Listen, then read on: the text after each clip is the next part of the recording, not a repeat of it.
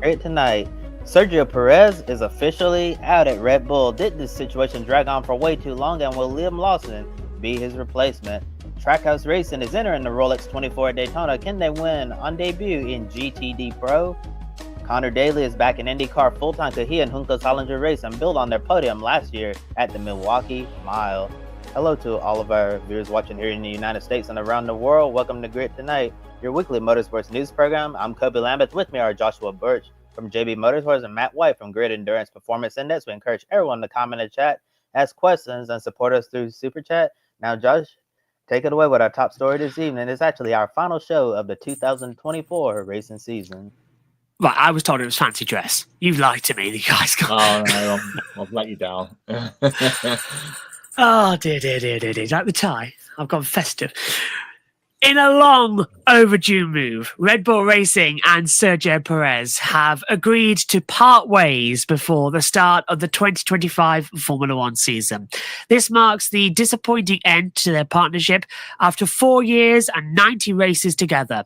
Despite the many lows we saw from Checo in 2024, he had some highs as well as during his tenure at Red Bull. He won 5 Grand Prix races as a Red Bull driver, the Azerbaijan Grand Prix twice, Singapore Grand Prix, Saudi Arabian Grand Prix, and the iconic Monaco Grand Prix. Winning all 5 of these races on street circuits helped him earn the nickname King of the Streets. His defensive driving tactics during the Abu Dhabi Grand Prix in 2021 was instrumental in helping Max Verstappen win his first F1 World Championship, earning him another nickname, the Mexican Minister of Defense. He's also contributed to Red Bull winning the Constructors' titles in 2022 and 2023, then finishing second in the Drivers' Championship in 2023. However, his 2024 season was a historically bad year for a driver in a car of its caliber. While the 2024 Red Bull F1 car wasn't as dominant as we've seen in recent years, it was still good enough for Verstappen to win the driver's title. With Verstappen at the top of the standings with 437 points, Checo finished 8th and scored a disappointing 152 points. His poor performance cost Red Bull the Constructors' title. Like Kobe said a few weeks ago, that's a fireable offence, and a reminder that Red Bull had signed him to a 2-year contract extension on June the 4th. Despite many rumours throughout the year that he would be replaced, Red Bull stuck with Perez throughout to the end of the 2024 season. The graphic courtesy there of Red Bull. Sergio Perez released a statement twice this morning. This is the one that actually remained. After 4 incredible seasons together, Oracle, Red Bull Racing and Sergio Perez have reached an agreement to part ways. During this time, Checo played a crucial role in securing multiple Grand Prix wins, countless podium finishes, and 2 Constructors' World Championships, significantly contributing to the team's most successful era in Formula One. Reflecting on his time with Red Bull Racing, Sergio said, "I'm incredibly grateful for the past 4 years with Red Bull Racing and for the opportunity to race with such an amazing team. Driving for Red Bull has been an unforgettable experience, and I'll always cherish the success we achieved together. We broke records, reached remarkable milestones, and I've had the privilege of meeting so many incredible people along the way." A big thank you to every person in the team, from the management, engineers and mechanics, catering, hospitality. Yeah, well, we know that one, didn't we? A lot of money there. Kitchen, marketing and communications, as well as everyone at Milton Keynes. I wish you all the best for the future. It's also been an honour to race alongside Max as a teammate all these years and to share in our success. A special thank you to the fans around the world, and especially to the Mexican fans, for your unwavering support every day. We'll meet again soon. And remember, never give up. He gave up. Sorry, that was cruel. Adam says, the writing was on the wall. Now it's official regarding Checo departure at Red Bull. By the way, love the antlers. Thank you. They were my nanas, actually, as well. I bought her a pair a couple of years ago. So, yeah, they were very nice. I wear this instead of a Christmas hat. I would have worn it, but you can't have antlers.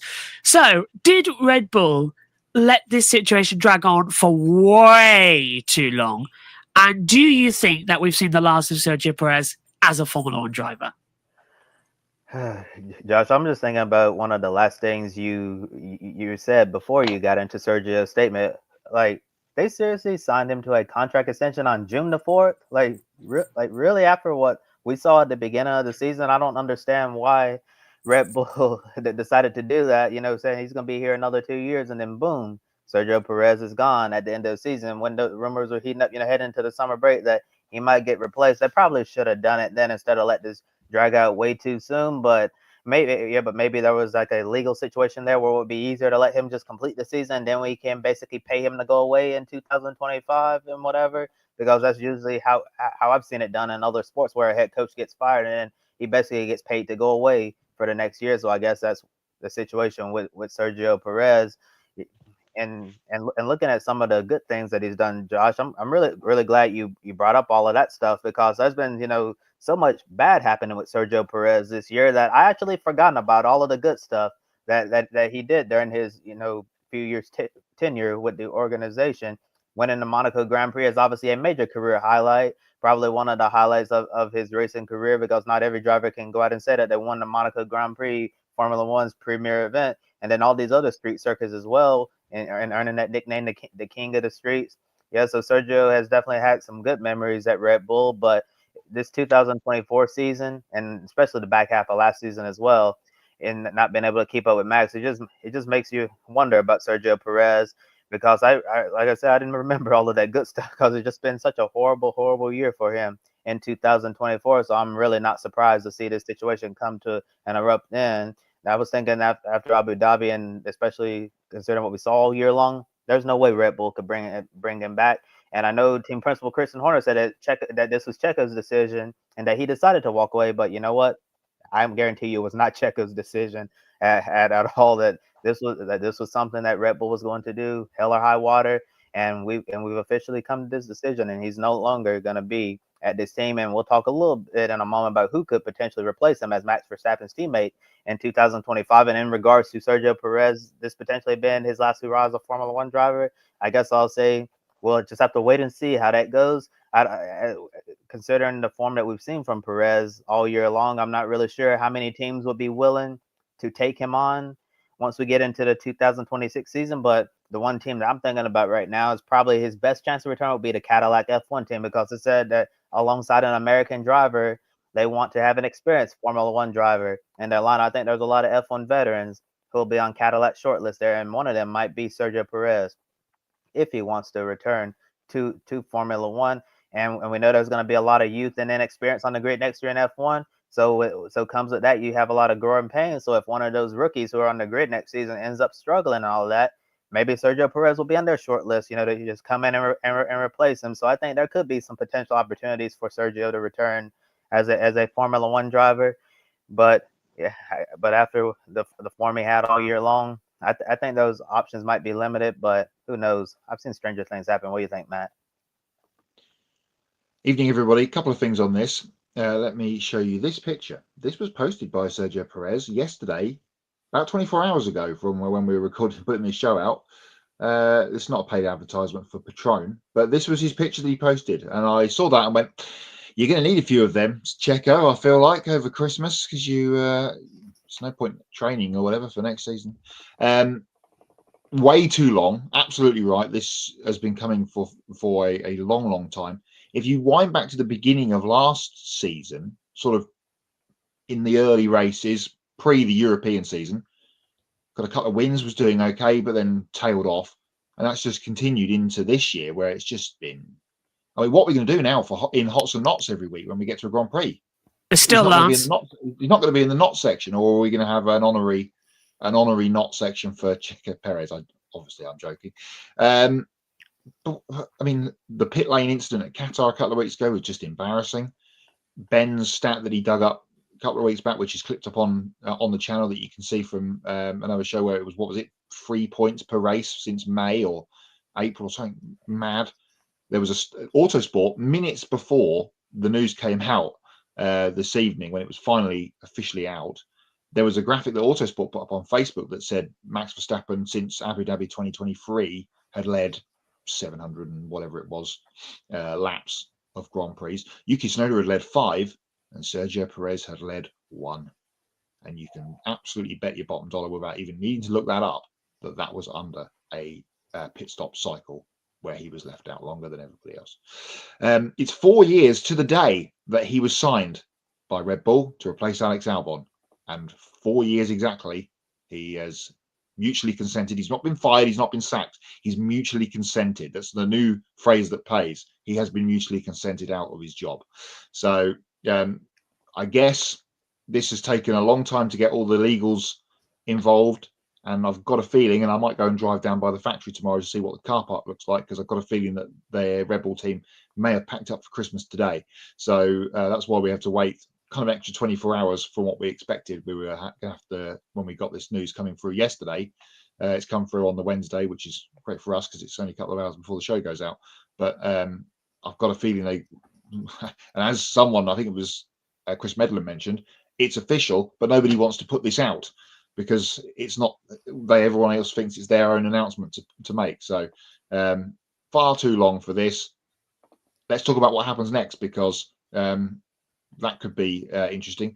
45 points in 17 races plus 4 sprint post Imola. Thank you, Ben. There is the stat. I mean, that is just for the front running leading manufacturer in the championship. I guess we didn't win it this year, and that was maybe because that on screen is one of the reasons why. Yeah, it's a huge gap, isn't it, in the standings where we've had multiple race winners from the multiple teams for the first time ever in Formula One. He was the only one from a race-winning team that didn't win. So, you know, you've got McLaren, you've got Ferrari, and you've got Mercedes all having double winners with their both drivers. And then you've got Red Bull, who won 9 races this year. Not one of them was Sergio Perez. So, yeah, it's not the greatest out there. And you said about what we're going to talk about in Hots or Nots. Look, I've got rid of 3 Formula One drivers this year. I got rid of Logan Sargent. I got rid who else? Danny Ricciardo, and I got rid of Sergio Perez. I've got one more to go. One more. That is Lance Stroll. Yeah. One more. Come on, Lawrence. Give me a good Christmas present. Who Mike Crack was quoted this week saying he's just as good as Fernando Alonso. Yeah, I don't know. What is that all about? I don't know what Matt was smoking. I think he was taking his name a bit too literally to think that he was anywhere near as good as a world champion or let alone a race winner. And I think he's doubly saying that to say that Fernando Alonso could still do that championship run and race victory run. And I'll run and lock the door before Megan comes in with some Christmas wrapping paper because I've just slandered her favourite driver. But yeah, so there is still lots to talk about. And actually, before we bring on Mike Crack, more like on Crack, yes, you mentioned Ben got the joke. Before we move on to the rest of the script as well, I saw a fantastic stat that this year, you know how we were all saying about old Sargent, he's caused so much crash damage as well. He deserved to leave his seat. If you had to take a look at it, Sargent crashed 4 times this year and wrote off 2 chassis. Franco Colapinto crashed 5 times this season and wrote off 3 chassis. Alexander Albon crashed 7 times this year and wrote off 4 chassis. So how on earth have we been saying that Albon hasn't been causing more damage to the team? I don't get it. And it's something I was going to bring up as well, ready for when we do one of our round tables in the off season, because the sort of bias towards certain drivers was unbelievable. And I think it links back to Checo in one respect, that we have been sort of calling, certainly I think we were calling it too early last year, that he should be leaving the team because Max went on a dominant run, didn't he? And that was, and we heard mid-season that Christian said that the car for Perez was wrong, and it took them until this year to realise. And when they traced it back, it was Barcelona last year that the problem started, but they didn't realise because Max was winning. So that's a testament to how good of a driver Max is. But Sergio, even in my opinion, better of a driver because he realised it, didn't he? He said, look, there's something wrong here. And they didn't believe him. So I think we said it on the show before about that. So at the end, yeah. So I don't know. It's just it's sort of last year, I've sort of forgiven him a little bit. But this year, as you've both brilliantly said, there's no excuse when it's been so competitive. At the end of Red Bull's press release, the team said that they'd announced their 2025 driver lineup at a later date. Now, while it hasn't been confirmed, Red Bull is expected to promote Liam Lawson from the Visa Cash App RB to become Max Verstappen's new teammate. Now, Yuki Tsunoda would stay at VCARB, and the Formula 2 Championship runner-up, finisher Isaac Hadjar, would likely replace Lawson alongside Tsunoda. Now, Lawson would be an interesting choice because he's only made 11 starts in Formula 1, while Tsunoda is more experienced with 4 full seasons under his belt. In an article written by Chris Metland from Racer.com, he brought up an important point about Red Bull not learning from its mistakes in the past. We've seen a couple of young drivers fail as Verstappen's teammate. Of course, Pierre Gasly got promoted to Red Bull, then failed to deliver and got sent back to Red Bull's junior team. Alexander Albon was given a chance, didn't deliver, and they dropped him altogether. And as Chris Maitland said, Lawson might be the driver to buck the trend. But given Red Bull's history with the second driver in recent years, history is very much against Lawson. The link to this article is in the video description below. So Matt, staying with you on this one. Is Red Bull making a mistake again by promoting Lawson over Tsunoda? If that's the case, and we'll kind of all believe it to be, and we'll probably won't find out till we come back into the next grid tonight in the new year. I don't know. I've always been quite high on Liam Lawson, watching him come through all the junior categories, more so than Tsunoda, perhaps. But you have to feel sorry for Yuki if this is again the case. Again, he's being overlooked. He got the young driver test after the Grand Prix at Yas Marina a couple of weeks ago. Team were happy with what he did. He said he felt very comfortable in the car. Of course, he's going to say that because he wants to get the promotion. But he went well. I don't know what. Maybe now with the less of the Honda link, and of course we've got Red Bull and Ford coming together over the next couple of years, maybe there's less of a push to get a Japanese driver on the grid in the, or even into the big team. Perhaps Lawson last year when he came in for Daniel, when Daniel had his wrist injury after Zandvoort or from Zandvoort onwards, was very impressive. And he's done a decent job again at the back end of this season. So it will be good to see him on some of the other tracks that we've not seen him at the beginning of the year in the top team, if that's the case. Interesting also that you mentioned Gasly, Josh. We had a couple of years ago when there was too many Red Bull drivers in the pool and not enough places to put them. We were having them siphoned off towards Super Formula. That's not happening so much anymore. So there was sort of Gasly was in that holding pattern, wasn't he, for a little while, and then came into the big team before going backwards again. As I said to you guys just before we went on the air, and we were just discussing this, all Red Bull need to do realistically is find someone not so much akin to Mark Webber, who again in the Vettel era, who was there, and to use the line, not bad for a number 2 driver, and that's all they need. Verstappen can be there, head honcho, and win the races and go for the championship. But as we've seen this year, Red Bull finished 3rd in the constructors with the world champion in their cars. First time that's happened in 40 years, where the world champion driver isn't in the top 2 in the constructors championship. And as we talked about with Perez's point record this year, it's just been woeful. They just need someone with a decent pair of hands that's not going to get into too many scrapes throughout the season, is competent in qualifying. I mean, Perez's qualifying record this year has been terrible, especially in the second half of the year, which hasn't obviously helped towards his point total. So I like Lawson, but I think the overriding look at, if that is going to be the case, the overriding look at it again is, why is Tsunoda continually being overlooked? Yeah, Matt, I totally agree with you. Like you said, I also feel really bad for Yuki Tsunoda because, like, what else does he have to do to prove to Red Bull that he can be an at least somewhat competent teammate to Max Verstappen? Tsunoda can't drive as badly as Sergio Perez did this season, can he? But we won't really know until you really give him a shot. To me, like you also agreeing with you on this point, Matt. I'm also very high on Liam Lawson as well. I think he's a very talented race car driver who definitely deserves his spot on the Formula One grid. But thing is, only 11 starts in Formula One. if I was Red Bull, I'd probably want him to at least get maybe one full season in this V carb, maybe two, and then depending on how the situation with the second driver goes, then you decide to promote him. But I'm afraid, like Chris Metlin said, that Red Bull could be making the exact same mistakes as we've seen in the past, where you promote a young driver who wasn't ready for this moment yet prematurely, and then it all goes wrong. And then I have a feeling once we get to the summer break, we might be having the exact same conversation, talking about Red Bull replacing Liam Lawson with someone else. Yeah, it seems to be the case with Red Bull, last few cycles with Gasly and Albon, and it could be Liam Lawson if he ends up getting to see it and disappointed. There's a lot of pressure on a young driver whenever you're driving a Red Bull car, especially when you have a 4-time world champion like Max Verstappen.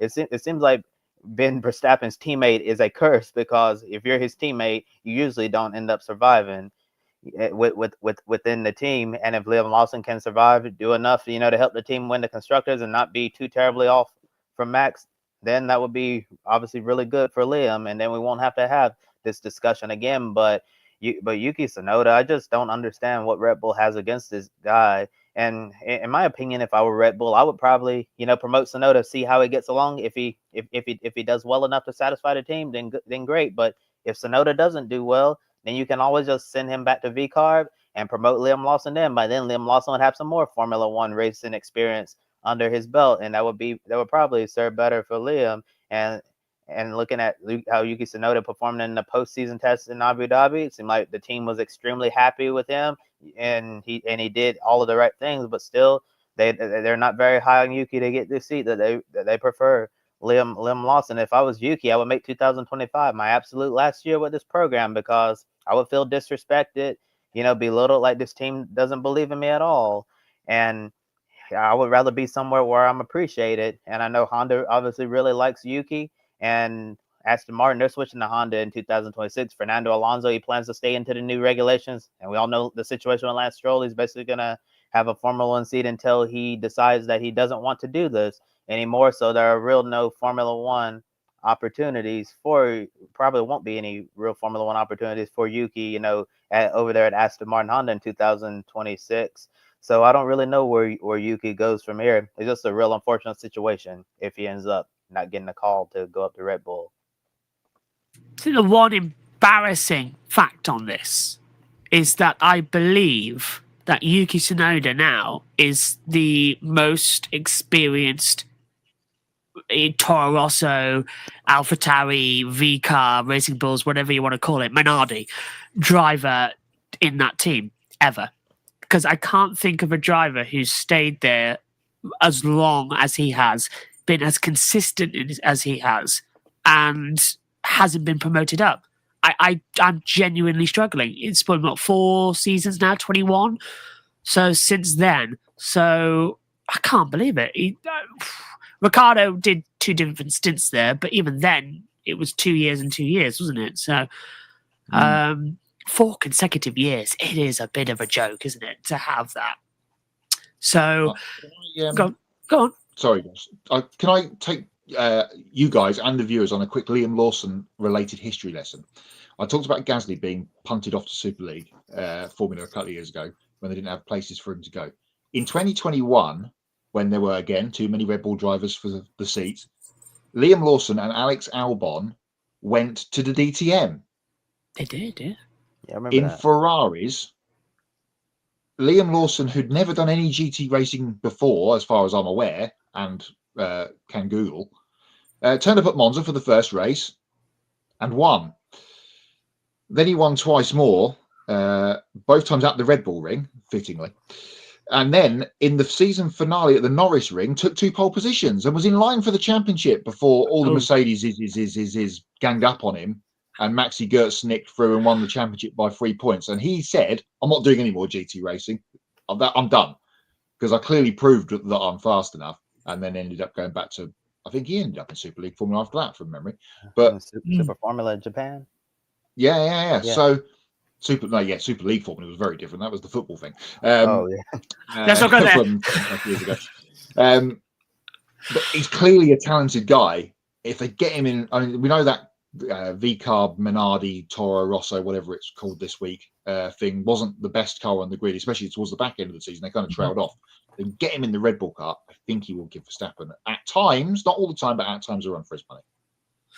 He's certainly got the aggression to match Verstappen. It could be a very fiery relationship. I mean, and that's what with the Russell thing a couple of weeks ago, Alonso. The finger down the straight and then getting a song after him. Get out of the way! I'm Liam Lawson. And I think what is it? He rubbed up Fernando Alonso wrong. And Perez. He also got Perez too. Well. Yeah. Forgot about that. And there was another one. I can't remember what he was. I think even Lance Stroll at one point said, "Who is this guy?" I think it was in Brazil. Yeah. Came over the radio. In the sprint race, I think. Yeah, it was. And we were all standing in the sprint race because, of course, Lance didn't make it to the grid in the Grand Prix. Yes. Yeah. I can't believe he's still even going to be on the grid if he can actually make it to the grid for once. But yeah, I think I stood back in the commentary box and said something along the lines of, "That's rich coming from you." So it's quite funny. But yeah, I've got a good feeling. Kvyat might have more starts, but they were 3 different stints. Good point. I forgot about Danny Kvyat. Let's get him alongside Max Verstappen. That would be very tasty. Yeah. Well, Kelly Piquet at the back of the garage would be quite very interesting to have the camera on half the time in the race. And I thought that was so sweet, just to wrap up that Verstappen segment where he got asked by the Red Bull admin, congratulations, how does it feel to become a dad? And he says, well, I'm already a bonus dad, so this just feels pretty much normal for me. I thought, that is such a sweet thing. But for Danny Kvyat, I just felt a little like that, just like melting. It very much is wicked, isn't it, for them two? But yeah, I let Danny Kvyat's happy. Where is he now? Ferrari in World Endurance GT Championship? What was he doing this year? It was Lamborghini. He was with Lamborghini in the World Endurance Championship, and he was also looking into options for next year, racing in Japan in the Super Formula Series. Oh, I did read that. Yeah, I thought that would be a good idea for him, actually, because he'd be very competitive there in that championship when it's falling up and down at the moment. But yeah, and there's the Winter Series, of course, coming up soon. There's going to be Dorian Pan, who's going back over there for a couple of races, and she's just announced that she's doing F1 Academy again. Get her in the seat. Come on, get Alice Abbey pulling. Come on, get them all in. There's Alice Powell there. That's the manager. But yeah, we'll keep you up to date with everything when we come back in the new year, because everyone now is sort of shutting down for the Christmas period. That's why we've got the news today. So don't expect any news until 2025 on who's going to be driving in otherwise we'll have to do an emergency show. Yeah, well, we said the same thing, and then all of a sudden Lewis Hamilton decided in January that he's deciding to race for Ferrari, so we had to do an emergency show. So before we wrap up Formula One, anybody got anything else to say on it? I think we've kind of covered points. I said, well, Josh, just one more thing on Sergio Perez, right quick. The one I know this is something that gets thrown around a lot, but what happened to Sergio Perez at Red Bull needs to be studied. It was like, what happened to this guy? I remember when he won it in Bahrain. I believe he ended up spinning and then had to come all the way from the back of the field, drove all the way to the front and to win that race. That was a spectacular moment, probably my favorite Checo moment of all time. That was such a spectacular driving in to see him, get out of the car so elated, then jump into the arms of his team, and they're all chanting "Checo, Checo, Checo." That was quite a remarkable moment, and all of the scenes. That was the best of Sergio Perez right there. That was Checo at his absolute best, and that's how I want to remember him as a Formula One driver. But as we know, we live in "what have you done for me lately" type of situation. So I think that's probably going to be a blimp. And that a lot of people are going to remember, if this is it for Checo, they're probably going to remember how it all ended. And a lot of this goes down to, obviously, the car not working out as well. But, drivers like Max Verstappen, even if there's something was truly wrong with the car, he was able to adapt, made the most of it. But a lot of this comes down to a loss of confidence. Once you lose your confidence as a driver, it's pretty much game over. That's why sometimes you see these young drivers get into very competitive seats with a lot of high expectations. And, they fail to live up to them. Then they lose their confidence. And then, it just goes way downhill from there. Checo's obviously not a young driver, very experienced Formula One driver. But I think once, the struggles happen at Red Bull, we saw it snowball from there. Like this season, once things started to go downhill at the beginning of the season, then it just never got better. And it just continued to get worse and worse and worse. And then like the embarrassing moment you talked about from Qatar, Matt, green means go. And he literally just sat there like a knot on the log. I'm like, what are you doing? Why didn't you go? It was just and just a comedy of errors in that type of situation. I just want to know what happened to Sergio Perez, because before Red Bull, he was a pretty decent race car driver, and then that Bahrain win, his best, and then he obviously the lows of the lows, especially here in 2024, it's just definitely been quite a fall from grace for him as a race car driver, and in his life moving forward. Hopefully we'll see him racing something. I know he already kind of ruled out IndyCar, but he was open to racing and endurance racing, so it'd be nice to see him at the 24 Hours of Le Mans or the Rolex 24 at Daytona. Those are two races he said that he would be interested in doing, and I threw this out here in our group chat. Since Pato Award is not available, since IndyCar be racing at Gateway this weekend, why not Trackhouse bring out the Project 91 car, put Sergio Perez in the NASCAR Cup Series race at Mexico City? I think that would bring out a lot of fans since Pato's unavailable. I'm with you on that. That'd be fantastic. I was thinking that when you were talking through it, but 6 Grand Prix wins as well. A couple of pole positions across it. Next week's breaking news: Vettel comes out of retirement to replace Perez. I've already thought about that. Yeah, Christmas Day. Well, actually, if he does that, there's a problem, because who gets 5? Oh, yeah. Yeah, who gets the number 5? That's the problem, isn't it? Because who's coming in taking it? I can't remember now. Gabriel Bortoleto. Yeah, he's coming and taking. Yeah, he's coming and taking the 5. So if Vettel comes back, he has first dibs. So yeah, Gabriel will have to change number. So yeah, that'd be funny. Although we'll probably hear, knock knock. Here comes the honey badger as well. That'd be quite funny if that happens. So I tell you what, I'm not going to say goodbye to Sergio Perez. He's called it a sabbatical. We've heard that before. Mika Hakkinen is still, waiting to come back. Yeah, I mean, he's having so. Yeah, Nigel left for the sabbatical, and so did Alain Prost, actually. McLaren. It's Prost, yeah. Yeah, so all these legends can come back. So we will say au revoir for now to Sergio Perez. I don't have time to Google Mexican to see what it would be in that translation for see you later. Vamos. So, vamos. Well, I think something was said a bit more than vamos to Sergio to get rid of him. But yeah, we'll have more news on that in 2025. SHT, hello, Sean, says potentially Cadillac could consider Perez as one of their potential options.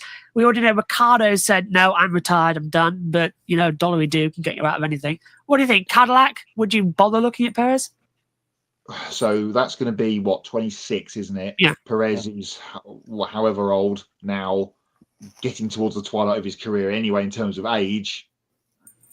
Is he going to be the next Fernando Alonso and go until he's 65 if he comes back? I think, and I don't know, maybe Kobe could speak to this perhaps more than me and Josh. Would there be why is there a Mexican in the American team? Oh, God, yeah. Thought about that. Perhaps, I don't know. But certainly if they can get Colton Herta in there, as we talked about previously, that would be a good move for them. But we'll see what they do with the experienced hand. Well, when Haas first came into Formula One, I didn't hear any backlash when Esteban Gutierrez was the Mexican driver driving for the American team. So I guess I wouldn't have an issue with Sergio Perez. I guess as long as there's one American driver in that Cadillac F1 seat, they're going to be perfectly fine. It doesn't matter who's in that other car. But I assume Sergio Perez will probably be on Cadillac's short list for an experienced driver. You've heard it here first, everybody, as well. So we're going to have... Well, I was going to say, let's get Sergio Perez and is it Fenestras? Who's the one that really annoys everybody who got kicked out of F2? Ferrucci. Santino Ferrucci, thank you. Yeah, it's been a really long year. Let's get those two together. That'll be feisty. That's really going to be good television. So we'll bring you back to more Formula 1 news in 2025. So Trackhouse Racing is teaming up with TF Sport to enter next month's Rolex 24 at Daytona. After getting involved in the NASCAR Cup Series and MotoGP, Trackhouse is adding the IMSA WeatherTech Sports Car Championship to its resume. Now, in a partnership with TF Sport, the team will be called Trackhouse by TF Sport and enter the GTD Pro class with a Corvette Z06 GT3.R. Now, sharing the number 91 Corvette will be Trackhouse's two NASCAR drivers, Shane van Gisbergen and Conor Zilisch as well. Now, joining them is IndyCar driver and SVG's old rival for supercars, Scott McLaughlin. That's going to be a feisty lineup. To complete the lineup, gentleman driver Ben Keating continues his relationship with TF Sport from their time together in the World Endurance Championship. Keating is planning to do his Rolex 24 double again, and he'll be competing in both the LMP2 and GTD Pro classes. Now, on the entry list for Rolex 24, 15 cars will be entered in the GTD Pro, and the driver lineups are stacked. So Trackhouse by TF Sport will have to endure some tough competition. Team owner Justin Marks said that participating in the Rolex 24 has been a dream since he founded the organization, and feels like the group they put together can compete for the GTD Pro class victory. The graphic courtesy there of Trackhouse Racing. I hope that livery is what we see on the bike next year in MotoGP. It looks stunning as well. I believe someone just signed it with Gulf as well, so that could be quite fun to come in as well. So, Kobe, starting with you on this one, do you agree that Trackhouse can win GTD Pro in this one-off program? Well, you can definitely say by looking at the driver lineup, Trackhouse has gone all out to win, and I think that they absolutely can win GTD Pro. But as you mentioned, Josh, this class is going to be absolutely stacked next month at Daytona. 15 cars, don't have all of the driver lineups complete, but many of them are, and like, wow, it's just so impressive to see. It seems like that these driver lineups at the Rolex 24 get stronger every year, and I think that this is probably one of the strongest driver lineups. I know that these guys are not the factory drivers, so to speak, but these guys belong in GTD Pro. Justin Marks did a really good job putting together this program, getting some elite drivers, Shane van Gisbergen, Conor Zilisch, Scott McLaughlin. Really excited to see the two supercars guys, McLaughlin and SVG, team up in a race car for this great event. And we already know how fast Conor Zilisch is. And I know Conor was very impressive this year in the LMP2 class. And a lot of people don't talk about this much, but he does have a lot of Trans Am experience and race victories there. So, and the Trans Am car, it would be just like jumping into this Corvette GT3 car. So this will be right in his wheelhouse. So I expect him to be just as fast in the Corvette as he was in the LMP2 car. And Ben Keating, perfect driver to complete this all-pro driver lineup. He's one of the fastest gentleman drivers in the world, and he'll definitely be a good asset to this team. Obviously, I expect his main priority is going to be his LMP2 seat in the Pro-Am class, but he'll definitely do his minimum drive time, then let SVG, Zilisch, and Scotty Mack do their thing in GTD Pro. I think that this team can definitely go out and win in this one-off program, and really excited to see what they're going to do. And one of the things that I'm going to be interested to watch, since you have such good drivers in this lineup, who's going to qualify the car, who's going to finish the race? Because I think between McLaughlin, SVG, Conor Zilisch, all three of those drivers are all equally capable of qualifying the car, getting a good starting spot for the Rolex 24. All the qualifying doesn't really matter in a 24-hour race, but at the end of the race, I pick any of those three to finish. I'll just draw a name right out of a hat. Doesn't matter. Van Gisbergen, Zilisch, McLaughlin. I'd be very comfortable with any one of those three drivers finishing the race at the very end when the checker flag falls at hour 24. And Adam Limmery says that this is also needs SVG and Scotty Mack on the same team, that they can win at Daytona. Yeah, I thought Adam would be excited about this. This is very, very exciting. We're not supposed to have, fandoms. Oh, there's a big flag behind me, but Van Gisbergen, Scotty Mack, and young Conor Zilisch, who won the race last year in LMP2, of course, and then went on one at Sebring as well.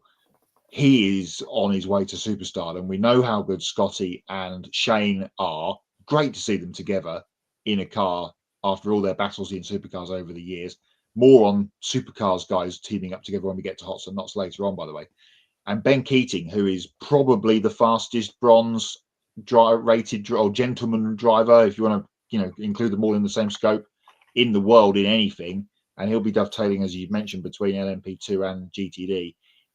Yeah, if it gets to lunchtime on Sunday and that car is in the conversation of the end of the race, as Kobe mentioned, watch out, because they've got many bullets in the gun that they can put in there against the established GTD factory drivers from Porsche, from Ferrari, from BMW, from wherever. Livery looks great. You're not going to miss it under the lights. So there it is again. Thank you, Kobe, for putting that back up. As Josh said, it is very, very good. I would have liked to have seen some more black and white on it for the Kiwi fans, to be honest, but does look cool. And again, you struggle to dislike anything that Trackhouse Racing have done over the last 2 or 3 years in now sports cars, NASCAR, of course, and MotoGP, as Josh mentioned as well. Yeah, it's going to be a fantastic season for Trackhouse coming up. Adam says SVG qualify the car and Scotty Mac finishes the car at Daytona. That'll be fantastic as well. And I'm going to have a lot of fun when we get to Rolex 24. I know we get a couple of Formula E races, and we've also got Autosport at Birmingham. I know Jesse's heading down. I've applied. Let's see if I get there. The plan would be to be there and do a couple of shows for Grid and my own channel as well. So that would be fantastic news to get some interviews. But to me, I'm sure you guys agree as well, Rolex is the kickoff of the year. That's where you start your season at Daytona. So, Juncos Hollinger Racing has announced that they've signed Conor Daly to drive for them full-time in the NTT IndyCar season for next season. Now, after the team moved on from Agustin Canapino, Daly ran the final 5 races of the 2024 season for JHR and impressed the team. Daly helped them make history by scoring the team's first podium in IndyCar competition. And this also meant that Romain Grosjean is gone, unlikely to be competing in the series next year, with Daly becoming Stingray Rob's teammate in 2025. Now, Daly said that he's thrilled to return as a full-time IndyCar driver and feels like this was the perfect step after the huge podium finish at Milwaukee. Graphic courtesy there of Juncos Hollinger Racing. Yeah, bye-bye, Romain Grosjean as well. He could pop up somewhere next year. You know, we've seen that happen with reserve drivers throughout the season, but it looks like he's goodbye, which is a massive shame for the Phoenix. But for Conor Daly to come back in, to me, I think that's a good idea. But I want to ask you both, is Daly deserving of another chance to race in IndyCar full-time? And could this possibly be the last opportunity to prove himself?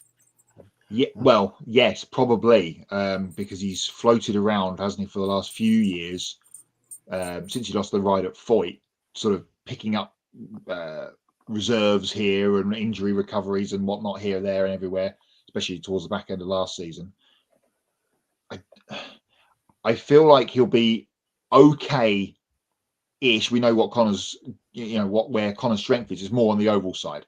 So he'll be okay on the road and street courses. But I think that for the old leader circle, which again, I'm sure will come back into conversation when we get midway through the IndyCar season next year, they need that car to be up further in the points. I think Conor would do a much better job than certainly Canapino did throughout his stint. And Grosjean, I guess, came in with a flourish, got that podium early on, or should have won that. Perhaps should have won that race at St. Pete when he and Scotty Mac took each other out in the opening round of the season. Was that last year, 22? That was the closest he kind of got to getting a win. And after that, the whole Andretti debacle through last year, and it hasn't really happened for him at Juncos in terms of any real performance. So I think this is a good signing for them. And we know Conor's got plenty of experience to see if he can lead this team forward. Yeah, I definitely think that this was a good fit for a driver and team. We saw Conor Daly, come in towards the end of last season after Canapino, moved on from the organization. I thought Daly ran really well for them. And for a team like this to get a podium finish at the Milwaukee Mile, you would think Conor Daly would have won the race, because I remember in my mind still fresh, how excited the team were, because this was something they were not expecting.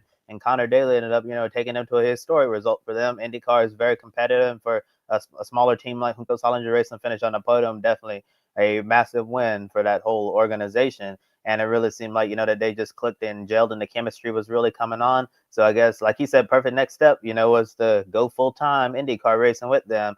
And like you said, Matt, I think Conor Daly will probably, flourish on the ovals more than anywhere else. The road and street courses might still be a problem, but if you've been following the IndyCar news over the last few weeks, they've made a lot of changes on the competition side, bringing new leadership to try to unlock the potential of their cars. So I guess if they get the right people in the right places, they might continue to move up the grid and really, improve their performance. But it's just going to be a waiting game to see how much can they improve. But I do think that Conor Daly, is deserving of this chance. Probably going to be his last chance to be a full-time IndyCar driver, but I don't think it'll be his last chance in IndyCar period, because he's kind of been, IndyCar's so-called super sub over the years. When he's not in a full-time seat, he's always the first driver that every team owner calls. He's definitely at the top of the list. If my driver is sick or injured and I need someone, most of them have Conor Daly, as their option 1, 2, or 3 to drive the car because of his experience. And I think Conor, this is a really good opportunity for him to do this. And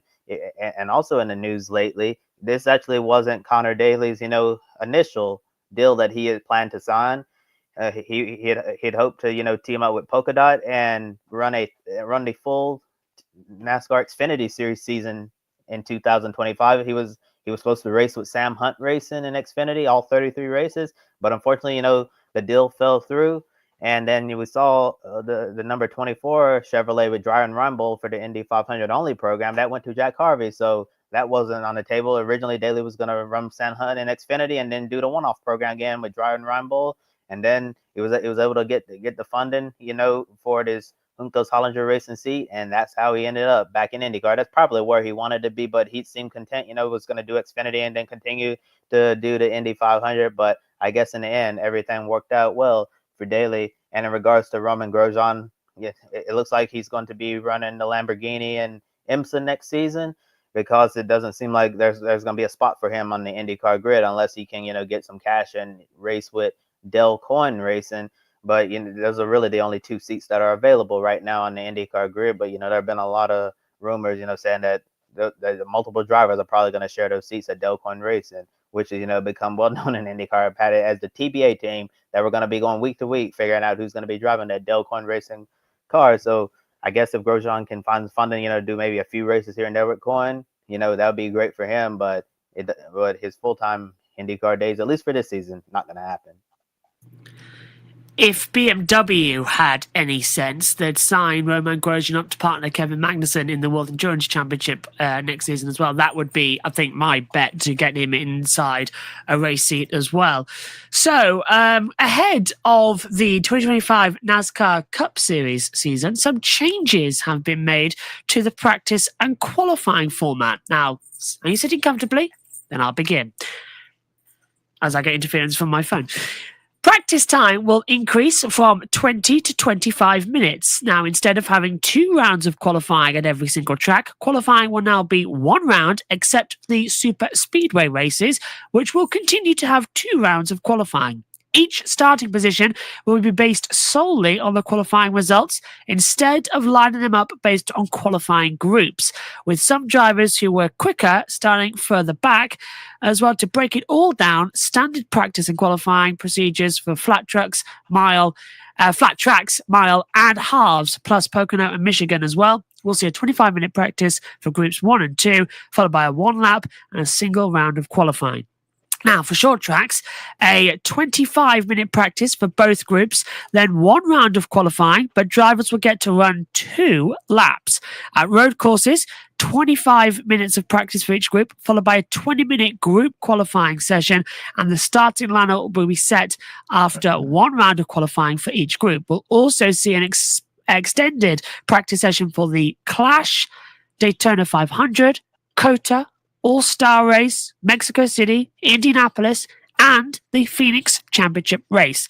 Now, minus the Daytona 500, there won't be any practice for the other super speedway races. Now, 1 qualifying lap, but 2 rounds of qualifying, with the top 10 advancing to the final round of the Busch Light Pole qualifying. However, something the teams and drivers asked for is finally happening. NASCAR has added a 50-minute morning practice session on the same day as the Daytona 500 single car qualifying. This is much needed, as we've seen some teams run into mechanical and electrical issues in the past that weren't diagnosed before they didn't have any more practice time as well. The photo courtesy there of Sean Gardner from Getty Images. Now, Matt is very confused to get all that in. What on earth happens, Josh? He's got a seasonal job at the North Pole.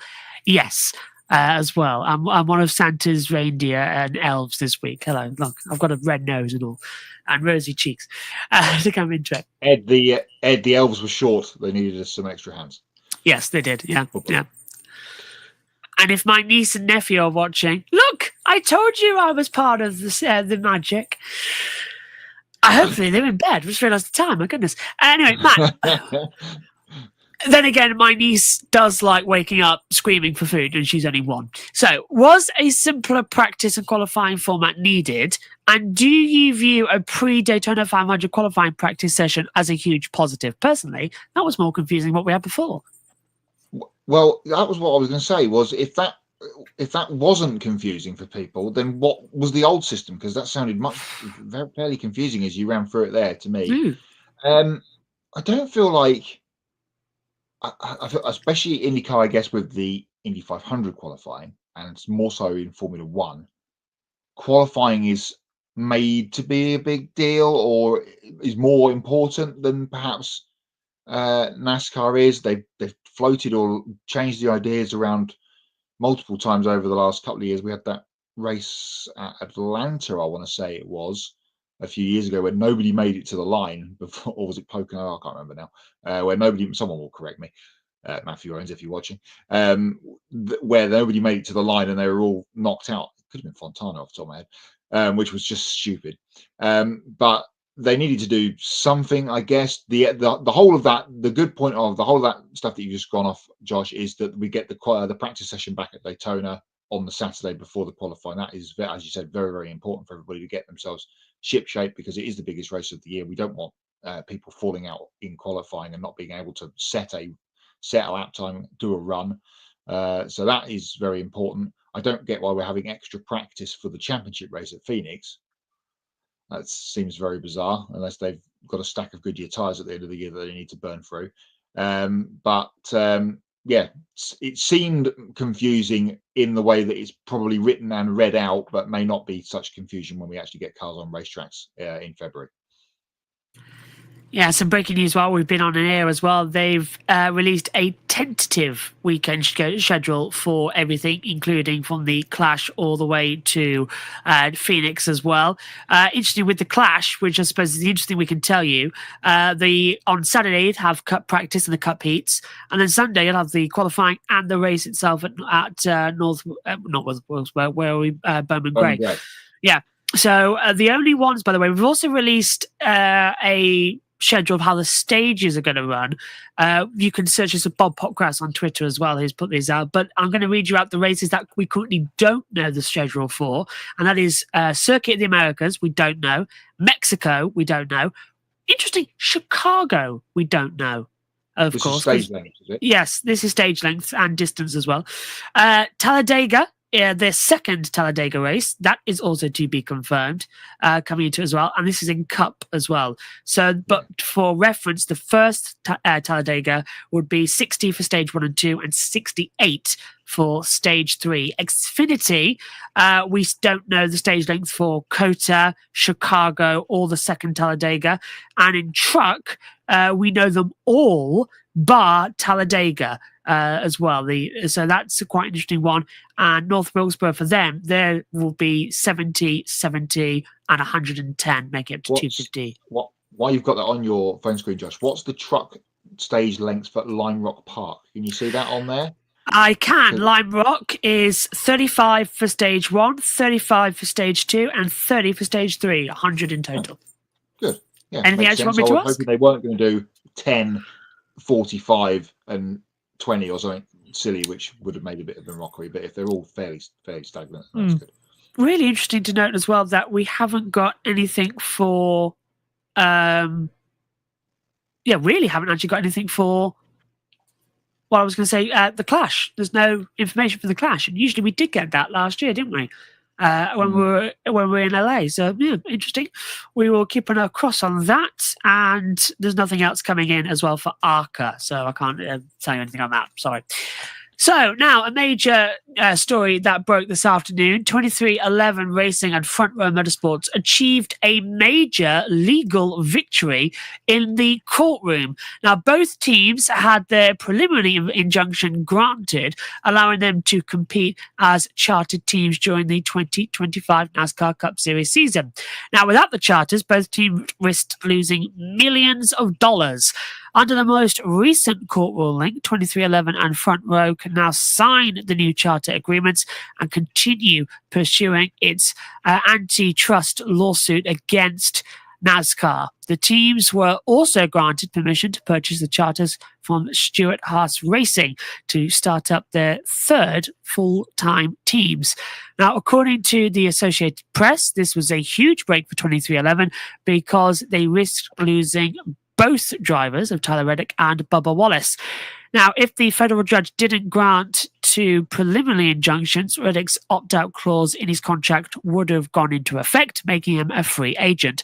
Wallace also needed this ruling so he would know whether or not he needed to explore his options with other teams.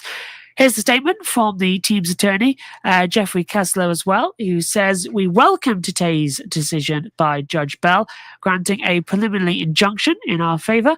The court's ruling allows 23XI and Front Row Motorsports to race existing cars as chartered teams in next year's Cup Series. The decision also requires NASCAR to approve both teams' purchases of a third charter from Trackhouse Racing and allow these cars to also race as chartered teams in the 2025 season.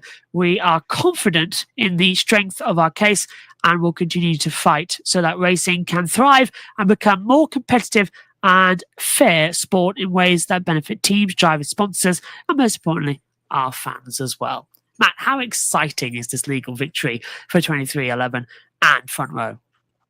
You mentioned the word fair there out of the statement. Front Row Motorsport had, I think, more poles than anyone else this year. 23XI had a car in the championship for. Where's the fairness problem? This is not the end of this story. This is going to still rumble and rumble through the spring. I feel like we're going to have we have now arguments between the chartered teams and the non-chartered teams. Who's getting what? Is there any favourability going either way between the FRM 23XI tie-up and the rest of the Cup Garage? So yeah, this is going to rumble and rumble. Great news for them. Denny Hamlin posting gifs earlier this afternoon was very happy with the outcome by the sounds of things. 23XI, of course, is his team, part owned.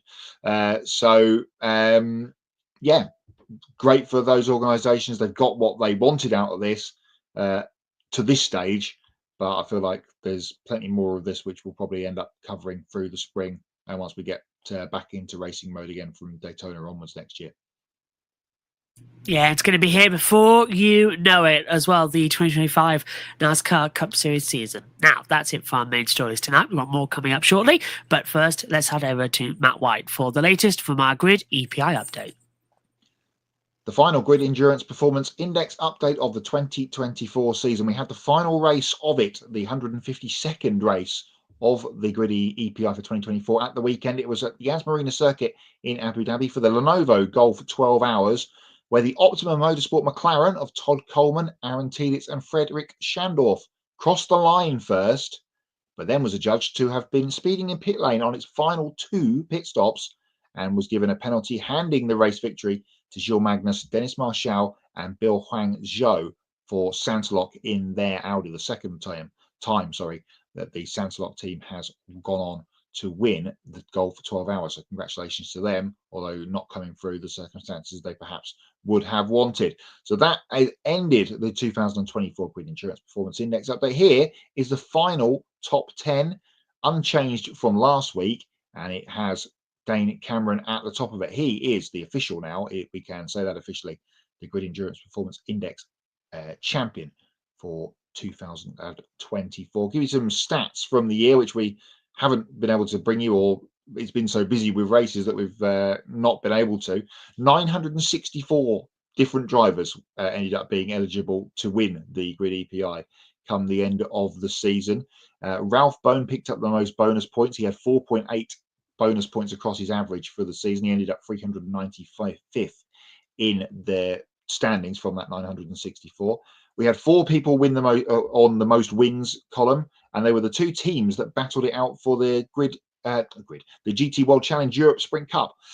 Lucas Auer and Mauro Engel, Andries van Voort and Charles Weerts. They all had 5 wins to their name across the season, across that championship and multiple others. Charles Weerts was the highest placed of those. He finished 11th in the standings. Mauro Engel 38th. Dries van Voort 42nd and Lucas Auer 69th. Engel also had many more top stats to his name. He had 32 top 10s, 18 podium finishes from his 44 starts, and he, as I said, ended up 38th in the points standings. The highest non-winners, people that didn't actually get to win a race. Paul Lafarge, he finished 14th, 11.75 his score but he only had 3 starts to his name. One was at Le Mans, and 2 others in the European Le Mans Series. Naoki Yamamoto and Tadazuki Makino, who finished runners-up in the Super GT Championship, were the sort of full season highest non-winners, if you like. They finished 22nd in our championship on 10.88.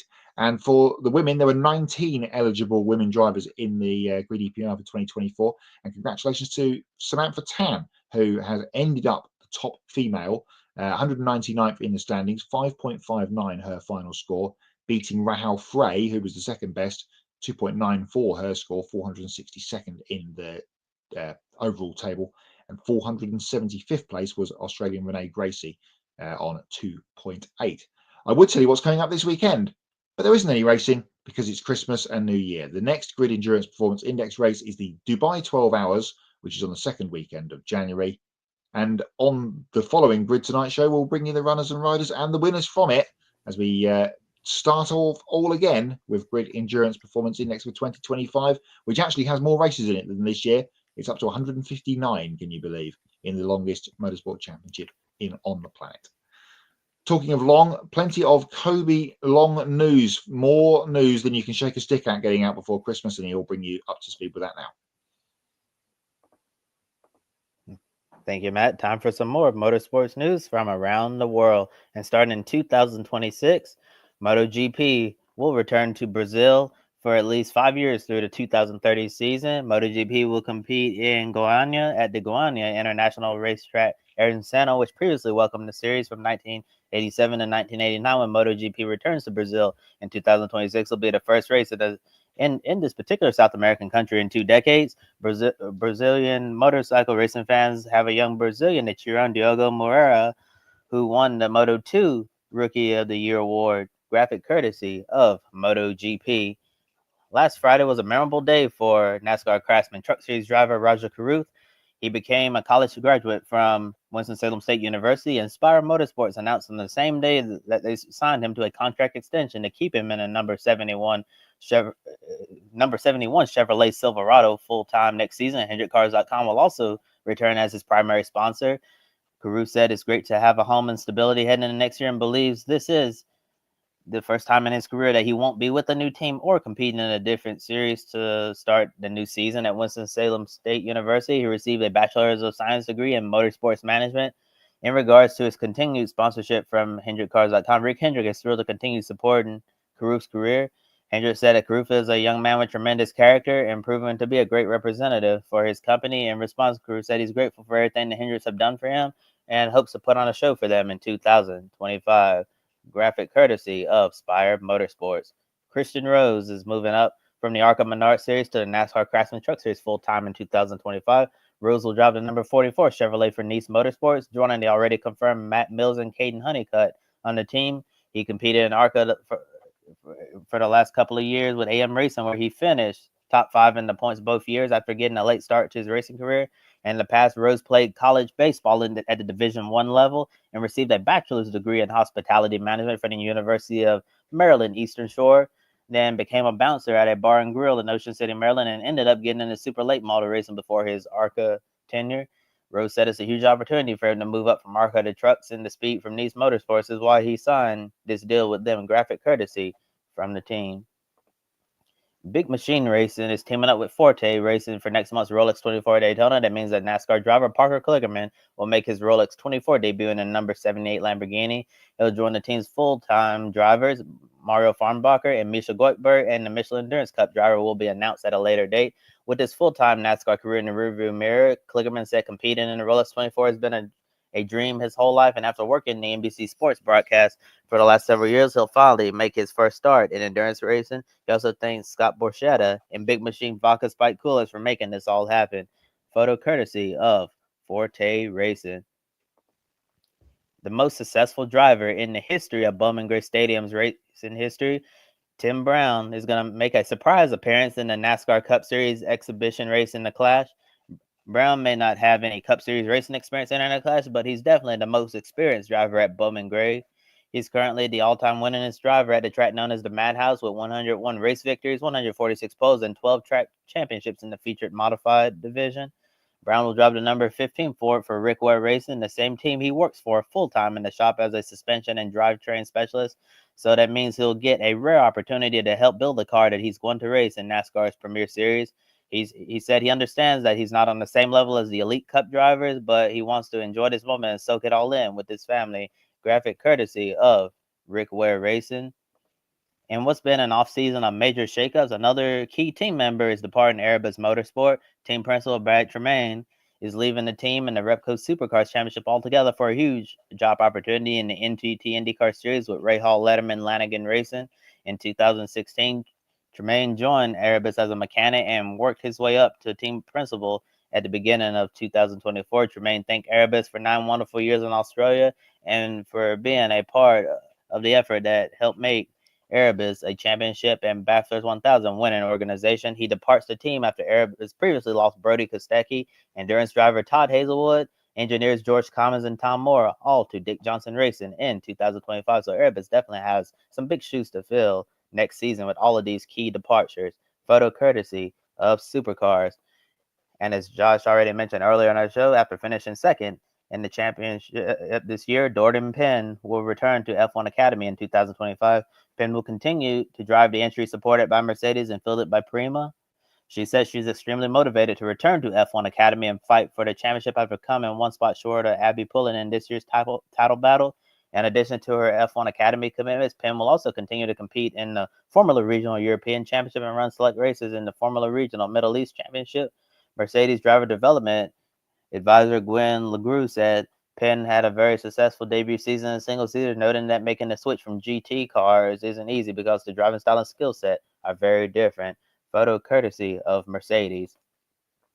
The NTT IndyCar Series released the broadcast times for the 2025 season on Fox. Looking at some of the most notable start times, coverage of the season opener on the streets of St. Pete will begin at noon Eastern Time. The Acura Grand Prix at Long Beach kicks off at 4:30 p.m. Eastern. Coverage for the 109th run of the Indianapolis 500 begins early in the morning at 10 a.m. Eastern Time. The first race during the Iowa doubleheader race weekend will kick off at 5 p.m. Eastern, while the second race at Iowa begins at 2 p.m. Eastern. The race at Portland, home of Grid Network, begins at 3 p.m. Eastern. Then the season finale at Nashville starts at 2:30 p.m. Eastern Time on Sunday, August 31st. All practice and qualifying sessions will be shown on Fox Sports 1 or Fox Sports 2. The broadcast schedule for Indy Next will be announced at a later date. Graphic courtesy of Penske Entertainment. BMW announced its 2025 FIWC Hypercar and IMSA GTP driver lineup starting in WC with BMW M Team WRT. We reported on last week's show that Kevin Magnussen was likely going to compete in this series full-time as BMW's newest factory driver. Now we have confirmation that he's going to be in the number 15 BMW full-time with Raffaele Marciello and Dries Van Thor, Robin Frange, Rene Ross, and Sheldon van der Linde complete the lineup for the number 20 BMW. And due to a scheduling conflict with Spa and Laguna Seca taking place on the same weekend, Van Thor and van der Linde won't race at Spa because they'll be prioritizing their IMSA commitments on that particular weekend. And speaking of IMSA, BMW MT Marlowe will see a major overhaul compared to the 2024 season. Philip Ing returns to the number 24 BMW, and Van Thor will be his new co-driver for the full season. Meanwhile, van der Linde joins Marco Whitman full-time in the number 25 BMW. For the Michelin Endurance Cup races at Daytona, Sebring, and Road Atlanta, Magnussen will be in the number 24 BMW Ing and Van Thor as Marciello joins for Daytona only. On the other hand, Franz will be the endurance driver in the number 25 BMW alongside van der Linde and Whitmer, while Rass is the fourth and final driver for Daytona. Jesse Crum, Augusto Farfus, and Connor D. Filippi were dropped from BMW's prototype program, while Maxime Martin and Nick Yellowly left for factory drives at Mercedes and Acura, respectively. Graphic courtesy of BMW. So that's it for my news and notes for 2024. And next, I'm going to turn it over to Matt for our last Hots and Knots of the year. Thank you, Kobe. Yeah, the final Hots and Knots of what a year it's been. 2024 in the motorsport world. We've had highs, lows, and lots of mediums. I'm going to start with a hot to the viewers of Grid Tonight for the year. Thank you, everybody, for getting involved with comments, all your social media interactions. We bust through the 1,500 subscriber mark earlier on in the year in the spring. We're on the way to 2000, as we say at the end of every show. Hopefully we can get there next year. So just a hot, obviously, is thank you to everybody for getting involved in all the things that we do for you. I'm with you on that 110%. What a fantastic year. And yeah, it's been up and down, hasn't it, for me a lot. But I'm thankful that there's been more ups than downs. I'd say there's been, two big downs for me this year. And you guys have supported me brilliantly through those as well. And I've loved every minute of it. And we've gone to new heights this year, I feel. So I think working with you a lot and the viewers at home, that is always going to be the biggest hot. I suppose you've left me bringing me back to racing now, haven't you? Well, which series has been the hottest? As we get Matthew Owens. Hello, Merry Christmas, Happy Holidays to everybody. Hello, Matthew. Are you okay? Oh, which is? Can I give a few? Yes, go on. I'll hand back to Matt now. Yes, we did this. Myself and Matthew watched the Snowball Derby for the first time. I've watched the Snowball Derby for a couple of weeks ago. It was, but we watched it on Saturday night together. Really good race, really cool, different for me. It was a NASCAR race, but it wasn't sort of thing. It was cool. So that was very good. Yeah, so that was very enjoyable. Hot from this week from the news that Kobe didn't get to, which I saw and went, "Whoa, really?" This year's Supercars Championship, it came down between Will Brown and Brock Feeney at Red Bull, but in the background, just behind them and keeping them and giving them a good run was Chaz Mostert in Supercars. In the GT World Challenge Australia Championship, Chaz Mostert and Will Brown fought for the championship. Ooh. At Bathurst in February for the 12-hour, those two are together in a Ferrari with Daniel Serra, factory Ferrari driver. Goodness me, that's a good lineup. We talked about Van Gisbergen, Scotty Mack, Conor Zilisch in the Corvette for Daytona, but Serra, Brown, and Mostert together at the mountain on my birthday. Let's not. That is a present, yeah. Is very cool. That there's been a few more Bathurst announcements over the last couple of weeks. There'll be more as we get into January, but that we talk about. You talked about earlier. Rolex, big like early doors. The week after, all those a lot of those guys are going straight to Australia. They're going to fly down there and do the 12-hour as well, which is just one of the best races of the year also. So that's my hot. Brown and Mostert, not this time, not banging doors, but one getting out of a door and the other one getting in the Arise Ferrari at the mountain along with Daniel Serra. Very good lineup. I love that one the week after. I wonder if we're covering that as well. If I can, wake up and have my sleep schedule organized a bit more. Ultimate hot then from this year. Ultimate. Yeah. It's really hard. It's been such a good year. When we didn't expect it, did we? Because we sort of all came in and gone, "Oh, NASCAR will be good. We'll wonder what that could have. IndyCar, so." We thought the hybrids will ruin it. Kind of did, didn't they? And then the seatbelt ruined it. I think, and this will be weird that I'm going to say this, but I think my ultimate hot of the year is going to come from IndyCar, and it's going to come from the Indy 500 because we were made to wait for it so many hours. We were about 5-6 hours waiting. Track dried out, yeah. And we have a red flag that year? We did. We had a red flag, and we restarted with a few to go. And Newgarden going round the outside to win it, back to back, was perfect. I think that was this year. I'm not just made that up. It was good because they all blurred well. But I think that to me would be my ultimate hot this year because we commentate on races where week in, week out, oh yeah, you can win that one. It's an easy race. Yeah, of course you're going to win it. Do you know what I mean? But to win the Indianapolis 500 back to back, that takes skill. And I'll say now, I don't think he was in the fastest car throughout that weekend. He had that entire 2 weeks. He was up and down so much, but he did what Ericsson did in 22. He had the most practice time. He'd used it to his advantage. He knew everything. And I think Lee Diffie did it brilliantly as well. He's been there already. on the last lap pressure. He knows what to do. So I think that's my moment of the year. Just how good it was. Personal moment though. Watching from a hospital bed, you three host the show and being high as a kite and trying to type one-handed. That was with a candle in the other. That's my funniest moment of the year because I was surrounded in a hospital room, hooked up to antibiotics, mouth sewn shut, and I was watching you guys, and it was fantastic fun, and it was brilliant. Killed me. I wasn't there. We Meldon made do while you were away, Josh. So we got through. And I'll give it next year. I'm here.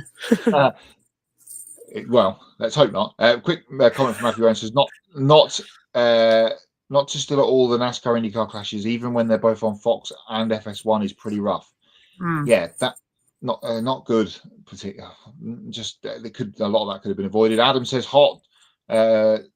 Daytona and Bathurst, as we just mentioned, and wishing everyone a happy festivalmas, or whatever people call it when they don't want to say Christmas, over the next week or so, because this time next week it'll all be done and over with, and I can already start planning to take my tree down.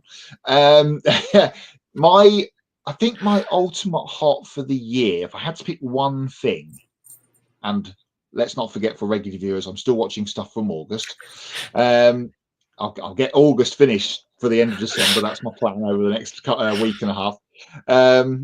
I think it's probably going to be F1. And that's a strange thing to say. Yeah. Because there's been so much not about F1, and we'll get to that probably in a moment. But I don't think we expected to have the battle in the second half of the year that we did have between the fading Red Bulls, the intermittently quite good Mercedes decent on a good weekend Ferrari, and generally all-rounders McLaren. Yeah. I just thought it was just, apart from all the off-track stuff, which we've talked about a lot on the show, whether it be Red Bull implosions in behind the scenes, FIA stuff, which we went into detail on a couple of weeks ago, and just Max being Max when he's got his mouth open. The on-track stuff was really good, and I didn't expect Formula One to be as good as it's been this year. Shame it couldn't quite go all the way with the championship to the end, but I think bodes well for next season. Really, and why are we having this damn regulation change? Oh, I know. Any positives? So, it looks good. The unexpected Formula One title battle was my hot of the year. Right, ultimate not. Adam says his hot was SVG. Seeing SVG compete in person for the first time, which yes, I've done. What have I done that twice, 3 times? Although the first time he didn't get in the car at Spa before someone else crashed it at the top of Eau Rouge, and he didn't get to do a lap in the race, which was not good. It's really hard to think of it. Yeah. I can't say Dorna because they're being nice at the moment. Yeah, maybe this time last year, perhaps. Yeah, last year. Yeah, they gave it their all at the beginning of the year, but then we got people in the know, and they sort of shut up now for a bit. Thanks to the Patersons for that. Yeah. Oh. To be honest, that was funny with Maddie. By the way, Sekhmet Racing. I don't know what she's planning, but if you've seen the entry list that there's no Sekhmet Racing, you might notice that there's an MKD Racing. That's Mallory's initials. The WCR championship list. I haven't seen that. I saw Super Sport and Superbike, but not the WCR one. Yeah, you might notice that. Well, Mallory's back, and there's an MKD Racing team. That's her initials, and then Julie Hanks Elliott is back, and that's her initials for Hanks Racing. I'm not sure on that, but I think she's behind the scenes pulling the strings, and it's not called Sekhmet for a year, but she's up to something in May, so it's something going on. Ultimate not. Did we have a weekend where it was just negative? I feel like we didn't. I'm gonna have a look at the F1 schedule. I think we had to go in Austria, didn't we? And go in Austria, Brazil, with all of the rain delays. I've got it. Everything else. Go on. My ultimate not of the year is Mohammed Ben Sulayem. Has to be, doesn't it? Yeah, has to be. I've gone on about him so much this year. That's my ultimate knot. The way he's treated everybody in the FIA, and he's, by the way, to update you on this, the FIA have now passed that measure, which has removed the ethics committee. So any complaints about the FIA president will now be dealt with by the FIA president. So great. Don't call it a dictatorship.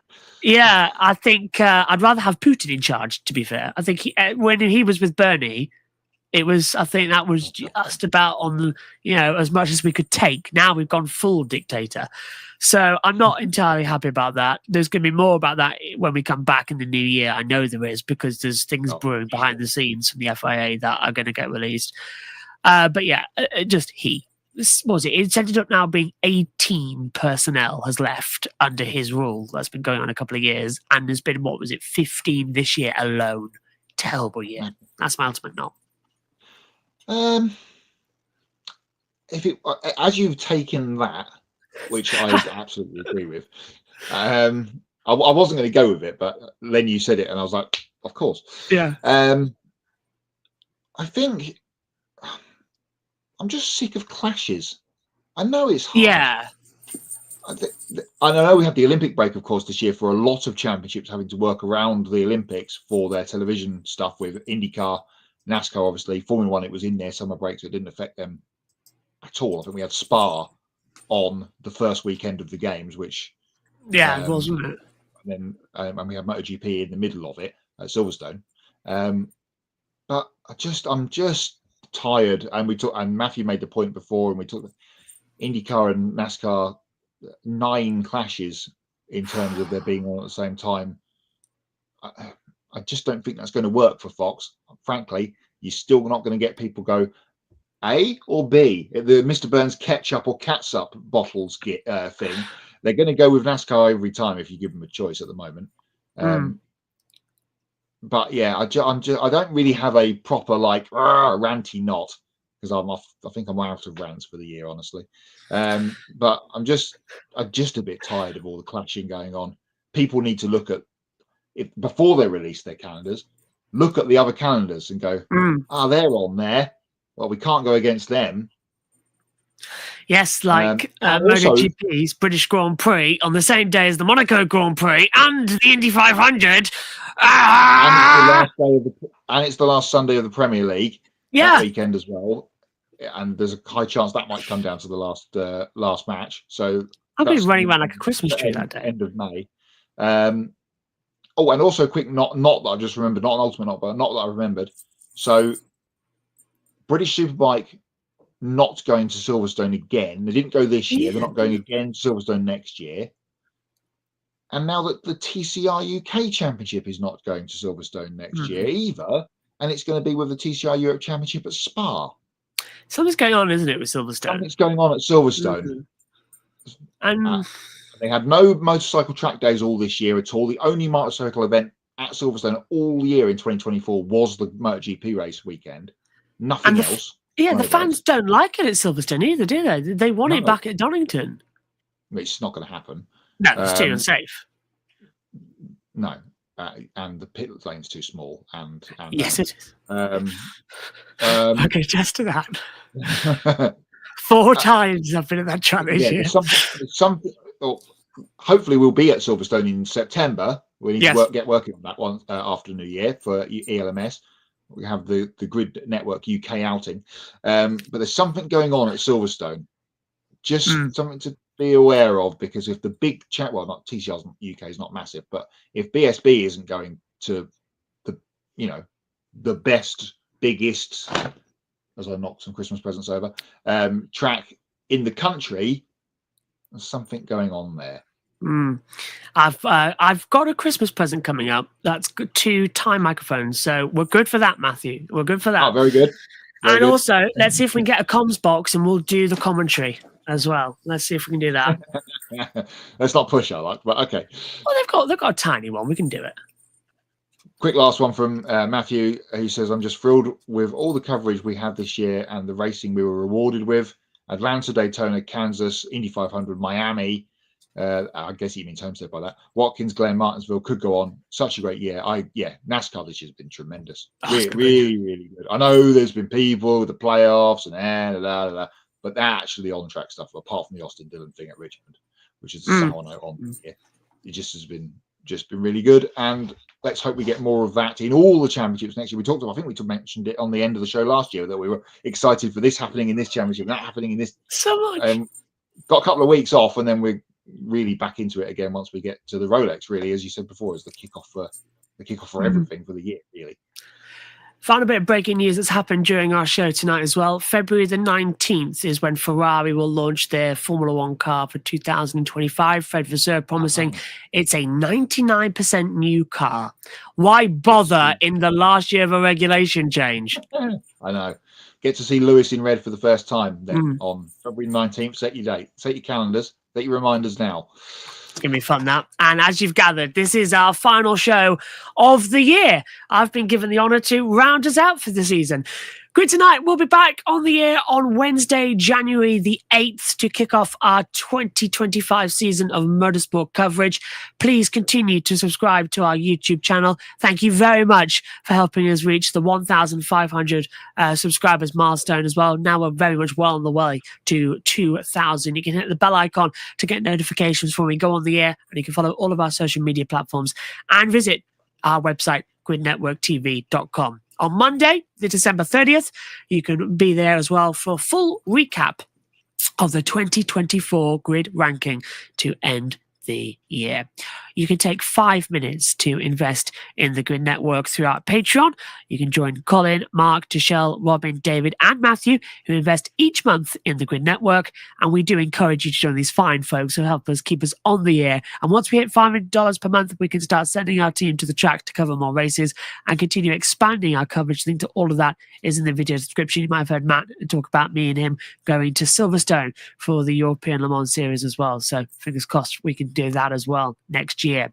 If you want to make a one-time donation, you can click on the Buy Me a Coffee link and you get your name on the board and invest as much as you want, and consider buying a specific on-air personality a cup of coffee and they will thank you on the air. Adam says, enjoyed all the episodes this year of Grid Tonight. Boys, it has been an absolute pleasure. We've got something special here. Long may it continue in 2025. Kobe, thank you for your hard work behind the scenes. Matt, thank you for everything you do as well, with stepping in the breach so many times as well throughout the year. It has been absolutely fantastic as well. My thanks also to Ben and Joe and Jackson, who stepped in when I've been unavailable due to medical grounds as well. You guys have been stars. And a special thanks as well to Matthew Owens, who've joined us throughout the year as well, replacing Matt when he's been busy as well. Now, for Kobe Lambeth and Matt White from Grid Endurance Performance Index, I'm Joshua Birch from JB Motorsports. Thank you so much for watching Grid Network's motorsport coverage throughout the 2024 season.